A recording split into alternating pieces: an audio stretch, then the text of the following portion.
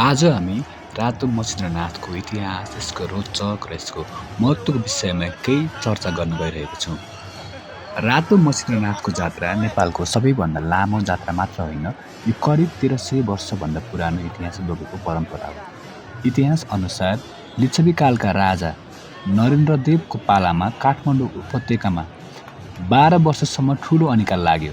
भनिन्छ भारतको कामाख्याबाट मच्छिन्द्रनाथलाई, जसलाई करुणामय पनि भनिन्छ, नेपाल ल्याइएपछि मात्र ठूलो वर्षा भयो र अनिकाल हटेको थियो। त्यही खुसियालीमा यो रथ यात्रा सुरु गरिएको मानिन्छ। रातो मच्छिन्द्रनाथको रथ 32 हात अग्लो हुनुको अर्थ यो केवल एउटा रथ मात्र होइन, यो त 32 लक्षणले युक्त एक दैवी शरीरको प्रतीक हो।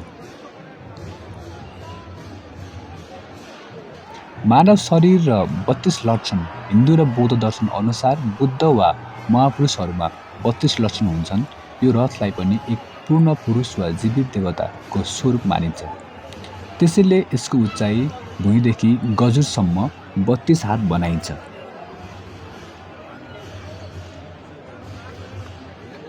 रथको वरिपरि रहने बुट्टाहरू र काठका प्यानलहरूमा पनि 32 को सङ्ख्यालाई आधार मानिन्छ। 32 हात भनेको करिब 48 फिट जति हुन आउँछ। रथ निर्माण सुरु चैत्र शुक्ल प्रतिपदा नयाँ वर्षको आसपास चैत महिनादेखि नै रथका लागि आवश्यक काठ र डोरी सङ्कलन सुरु हुन्छ, तर पुल्चोकमा रथ ठड्याउने काम वैशाख कृष्ण प्रतिपदादेखि तीव्र गतिमा अघि बढ्छ। रथ बनाउन करिब 15 देखि 20 दिन लाग्छ।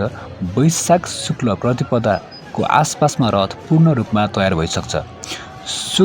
वैशाख शुक्ल चतुर्थी, यस दिन मच्छिन्द्रलाई ताव वा ललितपुरबाट खतमा राखेर पुल्चोक ल्याइन्छ र 32 हाते अग्लो रथमा विराजमान गराइन्छ। यसलाई रथरोहण भनिन्छ। वैशाख शुक्ल खष्ठी, रथरोहणको चौथो दिन, यो दिनदेखि रथ यात्रा सुरु गरिन्छ र पुल्चोकबाट रथ तानेर गावल पुर्याइन्छ।